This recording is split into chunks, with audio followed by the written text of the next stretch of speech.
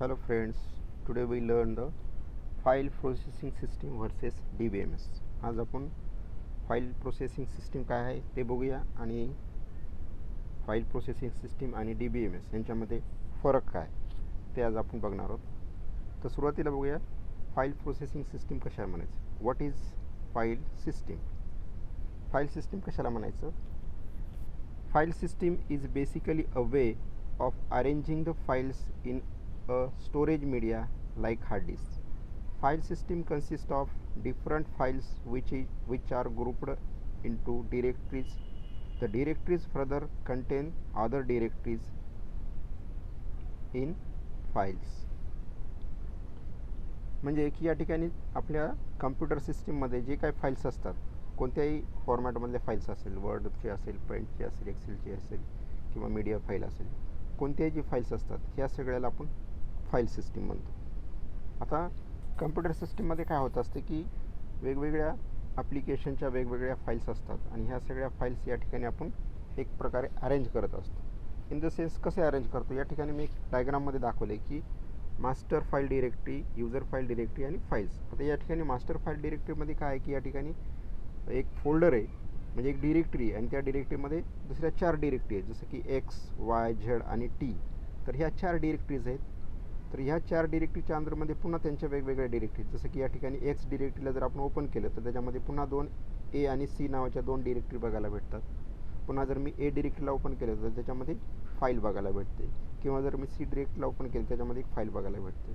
तसंच या ठिकाणी मास्टर फाईल डिरेक्टरीमध्ये वाय नावाची डिरेक्टरी आहे, तर तिला जर ओपन केलं तर त्याच्यामध्ये सब डिरेक्टरी असणार आहे डी नावाची डिरेक्टरी, आणि डी डिरेक्टरीला जर ओपन केलं तर त्याच्यामध्ये ती एक फाईल असणार आहे. पुन्हा डी नावाची डिरेक्टरी, झेड नावाची एक डिरेक्टरी आहे, झेड नावाच्या डिरेक्टरीला ओपन केलं तर त्याच्यामध्ये पुन्हा 2 सब डिरेक्टरी असणार आहेत, बी आणि ई नावाच्या. जर मी बीला जर ओपन करून बघितलं त्याच्यामध्ये एक फाईल असणार आहे, ईला जर ओपन करून तर त्याच्यामध्ये एक फाईल असणार आहे. म्हणजे अशा प्रकारे आपण कम्प्युटरमध्ये कशा प्रकारे फाईल अरेंज करतो हे तुम्हाला लक्षात आलं असेल की आपण एक डिरेक्टरी क्रिएट करतो आणि त्या डिरेक्टरीमध्ये पुन्हा एखादी डिरेक्टरी करतो आणि त्या डिरेक्टरीमध्ये फाईल्स असतात. मग आता ही जी फाईल आहे तर ही कोणत्या फॉर्मॅटची आहे तर ही डिपेंड करतं, कारण वेगवेगळे आपल्याकडे ॲप्लिकेशन असतात, त्याच्यानुसार मग वेगवेगळ्या फाईल फॉर्मॅट आपल्याकडे क्रिएट होतात. मग ह्या ज्या सगळ्या फाईल फॉर्मॅट आहेत हे आपण वेगवेगळ्या फोल्डर्समध्ये अरेंज करतो, वेगवेगळ्या फोल्डर्समध्ये अरेंज करतो. तर ह्याला म्हणतो आपण फाईल सिस्टीम. आता ही पूर्ण आपल्या कम्प्युटरमधली फाईल सिस्टीम आहे. जसं की या ठिकाणी आता जर मला ह्या फाईल सिस्टीम म्हणजे ॲक्सेस करायची असेल तर मी काय करणार की सरळ माझा कम्प्युटर स्टार्ट करणार. कम्प्युटर स्टार्ट केल्यानंतर मला युजर आय डी पासवर्ड विचारणार, मी युजर आय डी पासवर्ड टाकणार. जर असेल तर, नसेल तर मी डायरेक्टली कम्प्युटर स्टार्ट केल्यानंतर मला डेस्कटॉप बघायला भेटेल आणि मी ॲक्सेस करणार. म्हणजे हे सिम्पल वे. अशा प्रकारे आपण या ठिकाणी आपला जे काही फाईल्स आहेत त्या फाईल्स आपण ॲक्सेस करू शकतो. ठीक आहे. त्याच्यानंतर आपण बघूया की what is database management system. आता दुसरा डिफरन्स असा आहे की आपण फाईल सिस्टीम बघितलं आहे, त्याच्यानंतर आपल्याला बघायचं आहे की DBMS फाईल सिस्टीम काय. तर या ठिकाणी DBMS फाईल सिस्टीममध्ये मी या ठिकाणी डायग्राम दाखवली, user, data base application, DBMS, त्याच्यानंतर DB. आता या ठिकाणी DBMS फाईल सिस्टीम काय. Database management system is basically a software that manage the collection of related data. It is used for storing data and retrieving the data efficiently when it is needed. तर हे काय म्हणतं या ठिकाणी की database management system basically काय software management आहे, आणि ते काय करत असते की तुमचा जो काय डेटा, रिलेटेड डेटा आहे तो कलेक्ट करतं आणि तो डेटा कलेक्ट करून स्टोअर करतं, आणि स्टोअर केल्यानंतर काय करतं की त्याच्यावरती वेगवेगळे ऑपरेशन, जसं रिट्रीव्ह ऑपरेशन करणे किंवा वेगवेगळे ऑपरेशन करणं, तर हे सगळे ऑपरेशन इफिशियंटली केले जातात. त्याच्यामुळे या ठिकाणी डेटा आपल्याला फेच करायला खूप इझी जातं. आता या ठिकाणी दाखवले की मी या ठिकाणी फाईल सिस्टीम कशी असते की युजर असणार आहे. युजर काय करणार आहे की जो काही डेटाबेस ॲप्लिकेशन आहे तर तो डेटाबेस ॲप्लिकेशन ॲक्सेस थ्रू तो DBMSला रिक्वेस्ट करणार, आणि DBMS काय करणार की जो काही त्याच्याकडे डेटाबेसमध्ये डेटा स्टोअर असलेला आहे तर तो डेटा तुम्हाला फेच करून प्रोव्हाइड करणार. म्हणजे जे काही तुम्ही DBMS application, database application use केलात तर त्याच्यावरती तुम्हाला ते जे काही डेटा आहे तो डेटा बघायला भेटेल. म्हणजे या ठिकाणी डिफरन्स असा आहे की या ठिकाणी DBMSमध्ये डेटा एक पर्टिक्युलर फॉर्मॅटमध्ये असतो, त्याच्यामुळं ते ॲक्सेस करायचं असेल तर तुम्हाला डेटाबेस ॲप्लिकेशनच यूज करावं लागतं. त्याच्यामुळे या ठिकाणी तुम्हाला डेटा एकाच फॉर्मॅटमध्ये बघायला भेटतं. पण फाईल सिस्टीममध्ये तसं नाही. फाईल सिस्टीममध्ये काय की वेगवेगळ्या फॉर्मॅटमध्ये डेटा असतो, आणि तो जर तुम्हाला यूज करायचा असेल, ॲक्सेस करायचा असेल, तर मग पर्टिक्युलर ते ॲप्लिकेशन ओपन करावं लागतं. म्हणजे वेगवेगळे ॲप्लिकेशन त्या ठिकाणी तुम्हाला यूज करावं लागतं. जसं की वर्ड असेल तर वर्ड ॲप्लिकेशन यूज करावं लागेल, पेंट असेल तर पेंटचं ॲप्लिकेशन यूज करावं लागेल, किंवा एखादी मीडिया फाईल असेल तर मीडिया ॲप्लिकेशन ओपन करावं लागेल. पण इथे तसं नाही आहे. इथे काय आहे की जो काही डेटा आहे तो पूर्ण डेटाबेसमध्ये आहे, आणि तो जर तुम्हाला ॲक्सेस करायचा असेल तर डेटाबेस ॲप्लिकेशन थ्रूच तुम्ही DBMS थ्रूच डेटाबेस ॲक्सेस करू शकता. तर हा एक पहिला डिफरन्स आहे. दुसरा डिफरन्स बघू या ठिकाणी, डेटा रिडंडन्सी अँड इनकन्सिस्टन्सी. आता डेटा रिडंडन्सी आणि इनकन्सिस्टन्सी कशाला म्हणायचं या ठिकाणी, की files and applications programs are created, different files have different format. आता या ठिकाणी next, same information may be duplicated in several places or files. This redundancy म्हणजे duplication leads to higher storage. This redundancy create data inconsistency. आता हे जे सगळे problems आहेत, हे सगळे प्रॉब्लेम्स फाईल सिस्टीममध्ये आहेत. आता फाईल सिस्टीममध्ये हे सगळे प्रॉब्लेम्स आहेत, म्हणजे डेटा रिडंडन्सी आणि इनकन्सिस्टन्सी. आता या ठिकाणी सिम्पल आहे की रिडंडन्सी म्हणजे काय. रिडंडन्सी म्हणजे या ठिकाणी डुप्लिकेशन्स म्हणजे रिपिटेशन्स, आणि इनकन्सिस्टन्सी म्हणजे या ठिकाणी जे काही डेटामध्ये सिमिलरिटी नसणे, म्हणजे त्याला इनकन्सिस्टंट होतं. आता या ठिकाणी फाईल सिस्टीममध्ये नेमकं तेच आहे की या ठिकाणी डिफरंट, म्हणजे या ठिकाणी आपण वेगवेगळे ॲप्लिकेशन यूज करून वेगवेगळे आपल्या फाईल्स क्रिएट केल्या जातात, आणि ह्या फाईल्स क्रिएट केलेल्या फाईल ज्या असतात तर ते वेगवेगळ्या लोकेशनला स्टोअर असतात, आणि वेगवेगळ्या लोकेशनला स्टोअर असल्यामुळं मे बी त्याच्यामध्ये एखाद्या फाईल्स रिपीट झाल्या असतील, किंवा एखाद्या इन्फॉर्मेशन रिपीटसुद्धा झालेली असेल. याच्यामुळे काय होतं, या ठिकाणी पूर्ण डुप्लिकेशन वाढलेलं असतं, आणि डुप्लिकेशन वाढलं असेल तर या ठिकाणी ॲटोमॅटिकली तुमच्या डेटामध्ये इनकन्सिस्टन्सी म्हणजे सिमिलरिटी राहणार नाही. म्हणजे डेटा हा तुम्हाला वेगवेगळ्या ठिकाणी वेगळा बघायला भेटू शकतो, कारण फाईलचं नेम सेम असू शकतं वेगवेगळ्या लोकेशनला. सेम लोकेशनला सेम फाईल असू शकत नाही, पण जर तुम्ही एखादी डिरेक्टरी क्रिएट करून जर त्याच्यामध्ये सेम फाईल स्टोअर केलात तर या ठिकाणी ॲक्सेप्ट केली जाते. मग अशा प्रकारे काय केलं जातं की या ठिकाणी जर डेटा रिडंडन्सी अशा प्रकारे वाढली जाते, तर हा नेमका ड्रॉबॅक आहे फाईल सिस्टीममधला. तर याच्या अपोजिटमध्ये DBMSमध्ये बघितलं तर DBMSमध्ये अशा प्रकारचं कोणताही वेगवेगळे फॉर्मॅट नसल्यामुळं सरळ एकाच फॉर्मॅटमध्ये तुमचा डेटा DBMSमध्ये स्टोअर केला जातो. त्याच्यामुळे तुम्हाला ज्यावेळेस डेटा ॲक्सेस करायचा असतो तर तुम्ही त्या प्रकारे डायरेक्टली सरळ डेटा ॲक्सेस करू शकता. आणि तिथे रिडंडन्सी का नसते, कारण DBMS एक ॲडव्हान्टेजेस आहे की इट कॅन बी रिड्यूस रिडंडन्सी. जर रिडंडन्सी जर ॲटोमॅटिकली तो रिड्यूस करत असेल तर ॲटोमॅटिकली मग त्या ठिकाणी इनकन्सिस्टन्सी येणारच नाही, म्हणजे डेटा हा कन्सिस्टन्स फॉर्मॅटमध्ये असणार आहे. तर एक लक्षात ठेवा की फाईल सिस्टीममध्ये जे काही ड्रॉबॅक आहेत ते सगळे ड्रॉबॅक्स DBMSमध्ये ॲडव्हान्टेजेस झालेले आहेत. तर हा ड्रॉबॅक आहे फाईल सिस्टीममध्ये की रिडंडन्सी अँड इनकन्सिस्टन्सी. तर हे जेवढे काही इकडे ड्रॉबॅक्स आहेत हे सगळे DBMSमध्ये ॲडव्हान्टेजेस झाले आहेत. आता त्या ठिकाणी DBMSमध्ये रिडंडन्सी नाही आहे. रिडंडन्सी नसल्यामुळे त्या ठिकाणी ॲटोमॅटिकली डेटा हा तुमचा कन्सिस्टन्स फॉर्ममध्ये असणार आहे. नेक्स्ट आपण बघूया या ठिकाणी नेक्स्ट ड्रॉबॅक आहे ते difficulty in accessing data. Difficulty in accessing data म्हणजे the conventional file processing environment do not allow required data to retrieve in convenient and efficient manner. आता या फाईल सिस्टीममध्ये काय केलं जातं की ॲक्सेसिंग डेटा नेमक्यामध्ये की या ठिकाणी कन्व्हेन्शनल प्रोसेसिंग फाईल सिस्टीममध्ये अशा प्रकारचं एक एन्व्हायरमेंट असतं की त्याच्यामुळे आपण डायरेक्टली तो डेटा ॲक्सेस करू शकत नाही. कारण इफिशियंट मॅनरने डेटा काय ॲक्सेस करता येत नाही, कारण फाईल सिस्टीममध्ये फाईल ज्या असतात त्या वेगवेगळ्या ॲप्लिकेशनं क्रिएट केलेल्या जातात.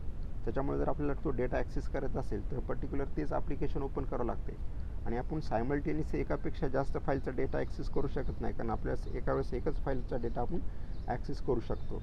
पण DBMSमध्ये तसं नाही. DBMSमध्ये तुम्ही एकापेक्षा जास्त डेटा ॲक्सेस करू शकता सायमल्टेनियसली, कारण त्या ठिकाणी जो डेटा स्टोअर असतो तो एकाच फाईल फॉर्मॅटमध्ये असतो. पण इकडे फाईल प्रोसेसिंग सिस्टीममध्ये तसं नाही आहे, कारण या ठिकाणी वेगवेगळ्या फाईल्स फॉर्मॅटमध्ये डेटा असतो, त्याच्यामुळे तो आपण प्रोसेसिंग करू शकत नाही, किंवा इफिशियंटली म्हणू आपण इफिशियंटली मॅनरमध्ये आपण त्याला रिट्रीव्ह करू शकत नाही किंवा ॲक्सेस करू शकत नाही. नेक्स्ट ड्रॉबॅक बघूया आपण या ठिकाणी डेटा आयसोलेशन. तर डेटा आयसोलेशन कशाला म्हणायचं की या ठिकाणी data isolations, data are scattered in various files and files may be in different format. It is difficult to write new application program to access appropriate data. आता याच्यामध्ये की file सिस्टीममध्ये काय की या ठिकाणी मी तुम्हाला अगोदरच म्हणते की फाईल सिस्टीममध्ये आपल्या जेवढ्या काही फाईल्स असतात त्या फाईल्स वेगवेगळ्या फाईल फॉर्मॅटमध्ये असतात आणि ह्या सगळ्या आपल्या हार्ड डिस्कवरती वेगवेगळ्या लोकेशनला स्कॅटर्ड म्हणजे झाल्या असतात, म्हणजे वेगवेगळ्या लोकेशनला असल्यामुळं त्याला आपण स्कॅटर्ड म्हणते. मग अशा प्रकारे काय होतं की जर हा डेटा वेगवेगळ्या फाईल फॉर्मॅटमध्ये वेगवेगळ्या ठिकाणी असेल तर तो जर आपल्याला एकत्रित करायचा असेल तर एकत्रित करण्यासाठी असं कोणतंही एखादं ॲप्लिकेशन नाही की वेगवेगळ्या फाईल फॉर्मॅटमधला डेटा तो आपण ॲक्सेस करू शकतो. म्हणजे यासाठी it is very difficult to create a single application to access the multiple file data simultaneously. पण DBMSमध्ये तसं नाही. DBMSमध्ये तुम्ही एकापेक्षा जास्त फाईलमधला डेटा हा सायमल्टेनियसली मर्ज करून ॲक्सेस करू शकता. तर आयसोलेशन हा जो फाईल सिस्टीममध्ये जो ड्रॉबॅक आहे तो तिकडे DBMSमध्ये ॲडव्हान्टेज आहे. त्याच्यानंतर नेक्स्ट आपण बघूया इंटिग्रिटी प्रॉब्लेम. आता इंटिग्रिटी प्रॉब्लेम कशाला म्हणायचं आहे? Integrity problems, data in file system may not accurate and not in consistence form. There is no any data consistency constant. आता या ठिकाणी असं आहे की फाईल सिस्टीममध्ये तुमचा जो काही डेटा आहे तो ॲक्युरेट नाही म्हणतो आणि तो कन्सिस्टन्स फॉर्ममध्ये नाही, म्हणजे ॲक्च्युली डेटा इनकन्सिस्टन्स फॉर्म म्हणू आपण. दुसरं असं आहे की या ठिकाणी या प्रकारे इथे कोणत्याही प्रकारचं कन्सिस्टन्सी कन्स्टंट अप्लाय केलं नसल्यामुळे या ठिकाणी काय होते, डेटा हा तुमचा ॲक्युरेट नाही. आता फाईल सिस्टीममध्ये काय होतं की कोणत्याही प्रकारचं रिस्ट्रिक्शन नाही. तर रिस्ट्रिक्शन नसल्यामुळे तुमच्याकडे जो डेटा असतो तो डेटा ॲक्युरेटच असणार आहे याची गॅरंटी नाही, किंवा ॲक्युरेट जरी असेल तो डेटा तुमचा कन्सिस्टन्स फॉर्ममध्ये असणार आहे हे सुद्धा असू शकत नाही. का? कारण इथे कोणत्याही प्रकारचं कन्सिस्टन्सी नाही, म्हणजे कन्सिस्टन्सी कन्स्टंट अप्लाय केलेलं नाहीत. जसं की या ठिकाणी जर आपण DBMSमध्ये बघितलं तर त्या ठिकाणी कन्सिस्टन्सी कन्स्टंट अप्लाय केले असतात, म्हणजे जसं की प्रायमरी की, फॉरेन की, युनिक कन्स्टंट, चेक कन्स्टंट. त्याच्यामुळे हे जे कन्स्टंट अप्लाय केले त्याच्यामुळं काय होतं की त्या ठिकाणी डेटा ॲटोमॅटिकली ॲक्युरेट फॉर्मॅटमध्ये ॲक्सेप्ट केला जातो आणि डेटा जर ॲक्युरेट फॉर्मॅटमध्ये असेल तर मग तो ॲटोमॅटिकली कन्सिस्टन्स फॉर्मॅटमध्ये राहणार आहे. म्हणजे इकडे जो ड्रॉबॅक आहे फाईल सिस्टीममध्ये इंटिग्रिटीचा तो तिकडे ॲडव्हान्टेजेस झाला आहे. तर त्या ठिकाणी इंटिग्रिटीमध्ये काय केलं की त्या ठिकाणी कन्स्टेंट यूज केले, त्याच्यामुळे ॲटोमॅटिकली डेटा हा तुमचा करेक्ट फॉर्मॅटमध्ये एंटर करून केला जाईल. जर करेक्ट फॉर्मॅटमध्ये डेटा जर एंटर केला असेल, ॲक्सेप्ट केला असेल तर तो मग ॲटोमॅटिकली तुमचा डेटा हा कन्सिस्टन्स फॉर्मॅटमध्ये असणार आहे. त्याच्यानंतर नेक्स्ट बघूया आपण concurrent axis problem. Concurrent axis प्रॉब्लेममध्ये की या ठिकाणी multiple user can not be access the same data or update the same data simultaneously. म्हणजे या ठिकाणी फाईल सिस्टीममध्ये काय केलं जातं की यूजर हा एकच यूजर काय करणार आहे की तुमचा डेटा ॲक्सेस करणार आहे. कारण एक फाईल या ठिकाणी एकापेक्षा जास्त यूजर ॲक्सेस करू शकत नाहीत फाईल सिस्टीममध्ये, कारण हा एक मोठा ड्रॉबॅक आहे. पण DBMSमध्ये तसं आहे की एक फाईल एकापेक्षा जास्त यूजर सायमल्टेनियसली ॲक्सेस करू शकतात. म्हणजे कॉन्करन्सीचा जो प्रॉब्लेम आहे या ठिकाणी तर तो इकडे DBMSने सॉल्व्ह केला आहे. तर फाईल सिस्टीममध्ये हाच प्रॉब्लेम आहे की एकच फाईल आपल्याला सायमल्टेनियस ॲक्सेस करता येत नाही, पण तिकडे DBMSमध्ये आपल्याला ती एकच फाईल एकापेक्षा जास्त वेळेस तुम्ही सायमल्टेनियसली ॲक्सेस करू शकता. त्याच्यानंतर नेक्स्ट बघूया सिक्युरिटी प्रॉब्लेम. तर या ठिकाणी सिक्युरिटी प्रॉब्लेममध्ये in file system every user can access every files. त्याच्यानंतर there is no any restriction on accessing file. तर या ठिकाणी in file system every user can access every file, म्हणजे या ठिकाणी एकापेक्षा यूजर्स कितीही फाईल ॲक्सेस करू शकतात, एकापेक्षा जास्त फाईल्स यूजर्स ॲक्सेस करू शकतात. तर या ठिकाणी कोणत्याही प्रकारचं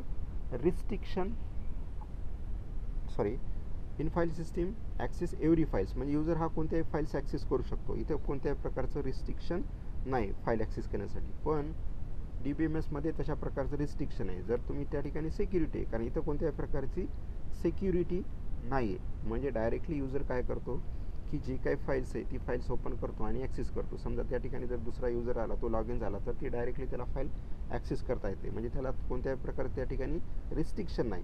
म्हणजे कोणीही सिस्टीमवरती लॉग इन झाला तर आपल्याकडे फाईल सिस्टीममध्ये जेवढ्या काही फाईल्स आहेत त्या फाईल्स आपल्याला डायरेक्टली ॲक्सेस करता येतात. पण DBMSमध्ये तसं नाही. DBMSमध्ये सिक्युरिटी प्रोव्हाइड केलेली, आपण ॲडव्हान्टेजेसमध्ये बघितलं की सिक्युरिटी प्रोव्हाइड केली. जर ऑथेंटिकेशन असेल तर तो यूजर फाईल ॲक्सेस करू शकणार. आणि हे सुद्धा सांगितले की त्या ठिकाणी डिफरंट लेवलमध्ये सिक्युरिटी प्रोव्हाइड केली जाते. पण इथे तशा प्रकारचे सिक्युरिटी सिंगल सिक्युरिटी असते, फक्त सिक्युरिटी आपल्या सिस्टीमला सिक्युरिटी असते, पण डेटाला कोणत्याही प्रकारची सिक्युरिटी या ठिकाणी अलोकेट नसते.